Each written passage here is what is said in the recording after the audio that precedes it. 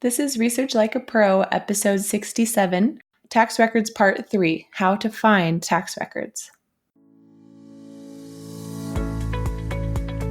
Welcome to Research Like a Pro, a genealogy podcast about taking your research to the next level, hosted by Nicole Dyer and Diana Elder, accredited genealogy professional. Diana and Nicole are the mother-daughter team at FamilyLocket.com and the creators of the Amazon best-selling book, Research Like a Pro, a Genealogist's Guide. I'm Nicole, co-host of the podcast. Join Diana and me as we discuss how to stay organized, make progress in our research, and solve difficult cases. Let's go. Hi, everyone, and welcome to the show. I'm Nicole Dyer, co-host of the Research Like a Pro Genealogy Podcast. I'm here with my mother, accredited genealogist Diana Elder. Hi, Diana. What have you been working on lately? Hi, Nicole. I've been working on DNA projects and trying to figure out a really great method on doing that. So I'm having fun with that and learning so much, and I feel like everything is starting to gel. So I don't know about you. How are you feeling about how to use DNA in your research? Well, I'm realizing that I need to keep track of all the old messages I sent to matches on Ancestry and combine that with the new messages I'm sending. And I've noticed that some matches also show up on several different websites. So I had one match on Ancestry that I'd already figured out, but then I messaged him on MyHeritage because his tree wasn't there. Like, oh, how are we related? And so, yeah, putting it all into one correspondence log has been very helpful. I agree. And I'm feeling like the correspondence log is becoming my research log for DNA. And I love my research log so much. And I don't feel like I'm really doing real research until I'm filling it out. And I'm starting to feel that same way about my correspondence log now. Yes. You just feel like you have so much more control about what you're doing because you're not going to repeat it. You know, you're not going to make that mistake like I did, contacting the same person in two different companies. Yes. Well, I even contacted the same person in the same company and said, how are we related? And she's like, this is your cousin, Teresa. I'm like, oh, duh. I'm so embarrassed. But, that happens when they use pseudonyms. And if you don't write a note, so I am learning to be so much better. And I'm excited about that. Well, let's get to our listener spotlight. This is by Sumac40. And the title is So Much Wonderful Information. I'm not sure how I stumbled upon this podcast, but it is one of my favorites. Diana and Nicole present lots of information and give many options to help you in your genealogy research. I've gone back to the beginning episodes and have been listening to them as I read the book. I am new to researching genealogy, and I feel this podcast will give me a great foundation for future research. I especially enjoy the ways they've used technology, or not, in their research methods. I like that little idea of how maybe we haven't used some technology. I think that it's so important that every single genealogist learns the right balance between technology and pen and paper. So what are we working on today? What are we talking about today? Well, if you've been listening to the last two episodes about tax records, you're probably wondering, well, how do I find a tax record? Because they sound really great, but where do I find them? That's today's subject. So let's talk about how to find tax records. It's important to understand that tax records were created by governments as they assessed the people, property, and the land within their jurisdiction. So they're usually held by that government at various levels, maybe the county government or the state or the federal government. In other countries beyond the US, if you're looking for tax records, just check each jurisdiction level to find out which level of government usually levied and collected taxes. Right. So a really good place to start is the FamilySearch Wiki. And I would recommend that you look up the country, state, county, or town that you're researching in. And the wiki will tell you where the tax records are. In the very first tax records episode, I talked all about the tax records in Somerset County, Maryland, and how I found those on the Maryland State Archives website. Well, I found those because it was listed in the FamilySearch Wiki, and there were links straight to it. And I maybe would have figured that out for myself along the way. But why not start with the wiki, which already has the best ideas for where to find your records? You can also use the FamilySearch catalog. I go to that all the time and look for tax records. Nicole, how have you found tax records? Well, I do both the FamilySearch Wiki and then the catalog. Let's talk about using the catalog. A lot of people don't know really what that is. So FamilySearch is a huge repository for records, and they have sent people out all over the world to microfilm records from different archives and county governments and church records, and then bring them back to the Granite Mountain Vault in Utah. And a lot of the records have been indexed through volunteers, but tons more of those records are not indexed. But in the last 10 years, they've made a huge effort to digitize all of the microfilms and put them online. So tax records typically fall into this category of microfilms that have been digitized and not indexed. So the way that you find those records is not by going to FamilySearch and typing your person's name in the search box. You have to go to the FamilySearch Library's catalog, and then you go to the place, and then you look for the subject taxation. And under that place's subject of taxation, you may see various microfilm rolls that have been digitized.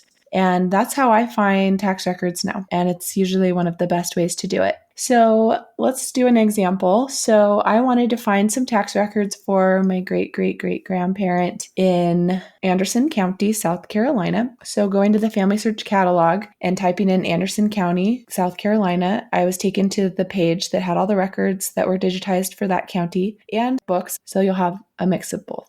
But you'll find that most of the microfilms are digitized now. And sometimes you have to go to the FamilySearch centers in order to view digitized microfilms because of the permissions. But I found that a lot of the tax records, the permissions were given to be able to view from home. The one that I found that I wanted to use was the Anderson District tax returns from 1835 to 61, because that was the time frame for my ancestors who lived there. So opening that up, I saw that it was a publication by the South Carolina Department of Archives and History, and I saw that the microfilm had been digitized. And the way you can see that is that next to the microfilm notes, there will be a camera icon. And when you click on that camera icon, it lets you browse through the roll of microfilm images online. So when you do that, it might seem overwhelming to see hundreds of images. And how do you know which one you want? Well, you can kind of figure out with tax records how they're organized because they're usually grouped by year, like we've talked about. So I was able to find the grouping for 1843. And before I started looking from page to page, I kind of counted and saw that there were 24 images for that year. And the first image was titled General Taxes Collected in the District of Anderson for the year 1843 by David Simmons. And then I started paging through and I saw that each page included surnames beginning with A and then B, and I noticed that the entire list was organized alphabetically, not by district or company like many tax records are. So this made me think it must have been a copy made from the original returns, because typically you don't make everybody line up in alphabetical order while you write down their tax information, right? You're right. So sure enough, one of the first images in the collection had a note which said, "The tax records herein were recorded by the State Comptroller General from the returns which he received from the district and parish tax collectors." So you can kind of imagine the tax process. The tax collectors going out to each district, writing down everything, and then sending it back to the state, and then the State Comptroller General would compile this alphabetical list. So then the Comptroller General forwarded the records to the clerks of the court in the various parishes in order that the taxpayers might be able to compare the receipts issued to them with the amounts recorded on these lists. So there was a method for how this all worked out, and it's helpful to understand the method so that when you are using the information found about your subject as evidence, you can make sure that you're understanding it correctly. Right. And I just want to make a note here that this is an excellent substitution for a burned county where they have lost a ton of records. Because these were sent to the state, if the county courthouse burned, they're going to be on the state level and they will still be in existence. So tax records really can help in so many ways. And also, in this collection, you couldn't use the fan club because you had no idea who was a neighbor, right? Because they were all alphabetized from all those various lists. Right. So it didn't show me the district groupings, which is disappointing, but there were still some things I could gain. I knew that they lived in the county in this year, and I also saw some numbers after their names. So the people that I found were William Keaton and Archibald Keaton. And I was looking for Lucinda Keaton's parents. So I thought maybe William Keaton or Archibald could have been her father. So that's why I was looking at this tax list, just trying to find out who they were and what I could learn about them. So when I saw their names and the numbers next to them, I had no idea what they meant because it didn't have column headers. It was just a name and then the number 9 and then the number 17 next to William. And then Archibald and the number 5 and the number 39. So I was like, well, I don't know what that means. Is this like the number of dollars and cents? Is this the number of shillings and pence? Is it the total tax, the property tax? What is it? So I haven't mentioned this book yet, but you may want to get this book. It's called The Genealogist's Guide to Researching Tax Records by Carol Cook Darrow, a certified genealogist, and Susan Winchester, who's a PhD and a CPA. So they have a lot of good experience between them. But they say that it's imperative that you learn what information was recorded in each column of the tax record. And if the column headings are missing, then you'll have to go find the explanation elsewhere. So this is usually going to be found in a state guide to tax records, even a journal article about tax records, maybe in a genealogy society quarterly. But the place I go to usually is the state tax codes, which are held within the compiled laws for that state. So I used that information to understand why these tax records were recorded by the state comptroller and whatnot. So I went to that same book to find a little bit more about the tax records and what they could mean. And I found a digitized version of it at HathiTrust. And I looked in the index, which was in the 10th volume of it. And I found references to all the tax laws over the years and learned that there were several types of taxes. There was property, poor tax, and road tax. But this tax list only shows the total tax. So that was the way that the taxpayers could compare their receipts with what the state collected. So it didn't really break down what the taxes were for like the original tax collector would have shown. So as I was researching, I found another book that was helpful, a digested index of the statute law of South Carolina from the earliest period to 1836. And I found that at Google Books, and it showed that the tax accounts began to be kept in dollars and cents in 1795, and that all people who owned property on the first day of October in any year or selling it after that day paid the taxes. So then I kind of had a time frame for when people had to own land to pay property tax on it. So I started to get a larger understanding of how it all worked. And so I eventually figured out that those numbers there were dollars and cents, and it was the total tax paid by that person. Well, I think that you have really shown us that you have to dig into learning about these records rather than just taking at face value what you saw. You had to learn exactly what happened with that record and what those numbers were showing. So I think the big takeaway from this whole series on tax records is that we have to learn about them. We have to learn about the laws. We have to learn how they were collected, where the collection is, whether it was copied, whether it's original. So many good lessons to be learned from your case studies. Now, one of the things that I wanted to mention is that we also have to be really careful when we're searching that FamilySearch catalog for different jurisdictions, because tax records are at different levels. You could find tax records in a township or the county or on the state level. So be sure that you're checking all the jurisdictions in that FamilySearch catalog. And the way you do that is when you go in for like a place, you can use the place search. And first you can just search for your state, like South Carolina, and look at tax records. And then you can go for the county. When you're within the county, it'll say places within this county and will give you the smaller townships that are within that county that you could also search for. And the same holds true with your European or other international locations. You could search by the larger jurisdiction and then move down to the smaller ones, just to make sure that you've covered all your bases with those tax records. That's such a good point. And we can't forget that the United States federal tax records have some interesting things in them, like the U.S. IRS assessment list during the Civil War. Those started in 1862. So you can find some really interesting things about people who were taxed to gain revenue for the Civil War. Yes, and that is one we don't talk about a lot. And that's a great list. Those images are available online at FamilySearch if you're interested, and we'll put a link to that in the show notes. In fact, this whole episode is coming from my blog post called Back to the Basics with Tax Records Part 3. So we'll link to that. And then within that, you'll see the link to the IRS lists from 1862 to 1874 that are online. Great. I just wanted to mention also that this is so much more accessible to us now with FamilySearch having digitized so many of these tax lists, because back in the day, you would have to go to the Family History Library or have microfilm sent to your local Family History Center and then scroll through microfilm. But now with them being digitized, you can look at them from home, and there really is no reason why we shouldn't learn to research with the tax lists, because they are so much more accessible. Now, online databases have actually indexed some of these records. Ancestry has 150 collections, and they are indexed. And so you can search those collections with the keyword tax, and you could search just your location, narrowing down and see if you maybe can find some tax records on Ancestry. And FamilySearch, you can also do a search for just tax in the FamilySearch Historical Record Collections, which is an indexed group of records, and there are 15 there. And maybe you'll be the lucky person that your ancestors actually indexed in a tax list. I haven't found any of my people indexed in tax lists. Oh, wait, maybe there was one in a Texas tax list.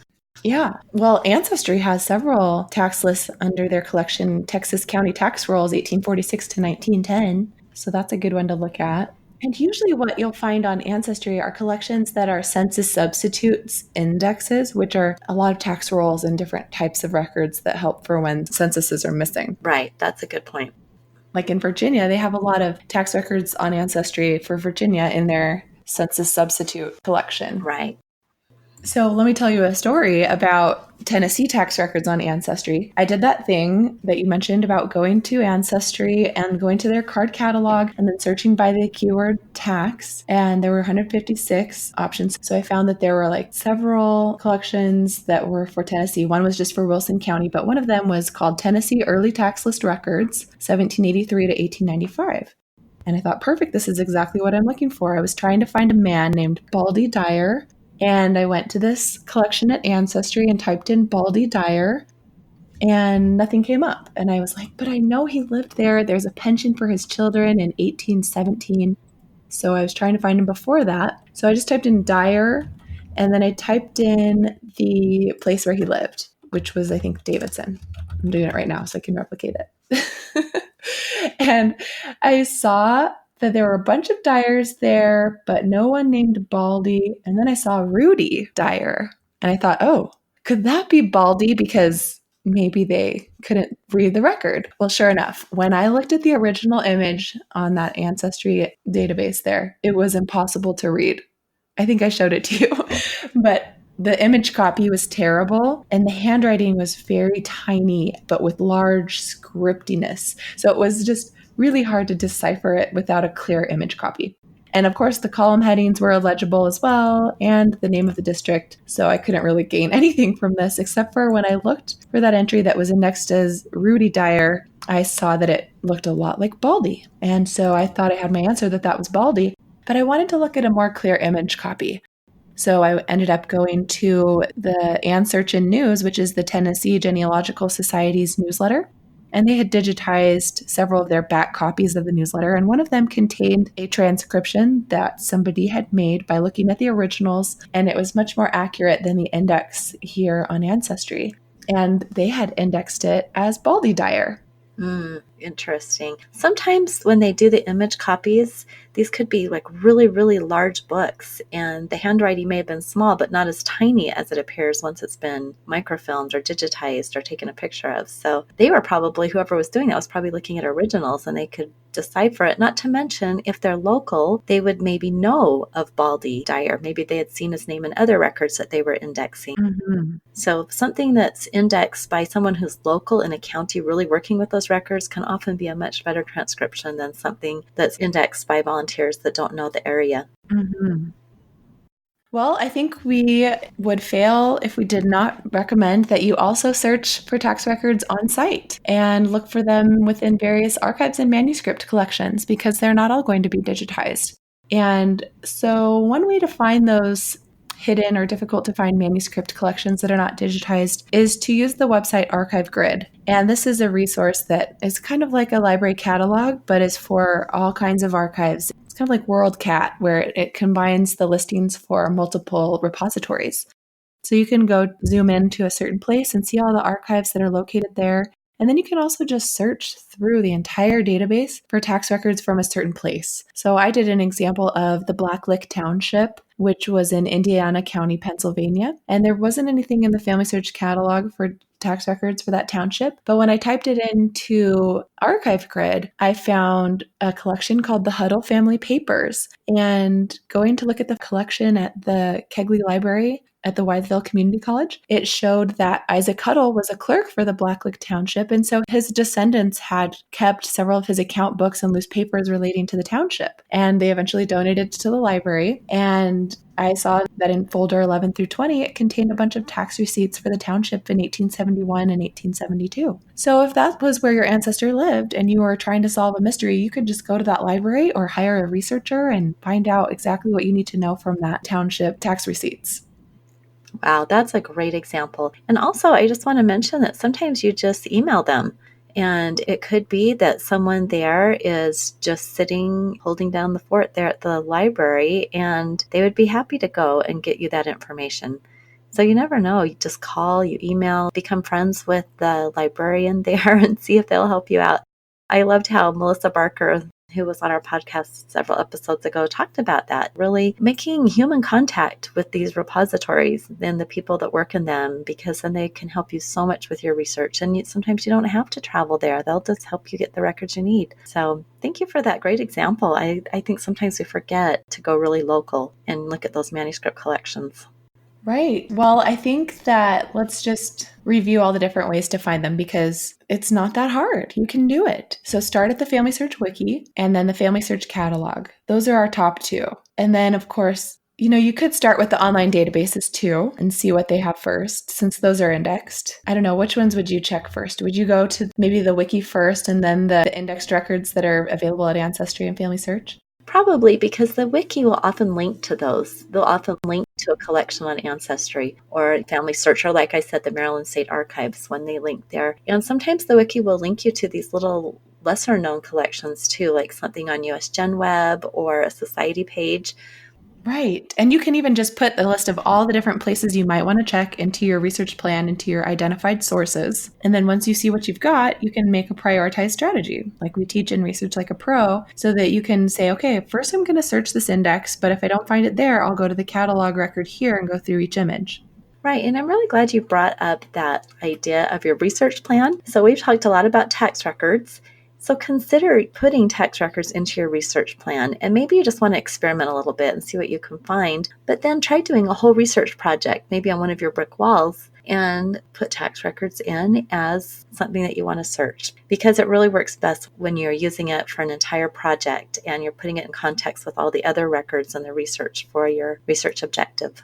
Right. And just last of all, tax records are not unique to the United States. And although that's where we typically talk about all of our examples, you can find tax records in European countries as well. I've looked into that. So make sure that you just check the wiki and see what's available. Just now, looking at Ancestry's list of tax records, I saw an entire collection for Estonia tax records. And those were not indexed, but you can go to Ancestry and browse through by going to the jurisdiction that you want. So just be aware that all governments wanted to get money from their people. And so tax records are out there for a lot of other places too. Yes, this has been so fun talking about tax records for the last 3 episodes. So if anyone missed the first 1 or 2, you'll want to go back and listen to those. And hopefully all of this will give you some great resources to use. So have fun searching in the tax records, everyone. All right, have fun. And we'll talk to you guys again next week. Bye-bye. Bye-bye. Thank you for listening to Research Like a Pro with Diana Elder, accredited genealogy professional, and Nicole Dyer. We hope that something you heard today will help you make progress in your own genealogy research. If you like what you heard, please leave us a review on iTunes or Stitcher, or visit our website, familylocket.com, to contact us. You can find our book, Research Like a Pro, A Genealogist Guide, on Amazon.com and other booksellers. We hope you'll start now to research like a pro.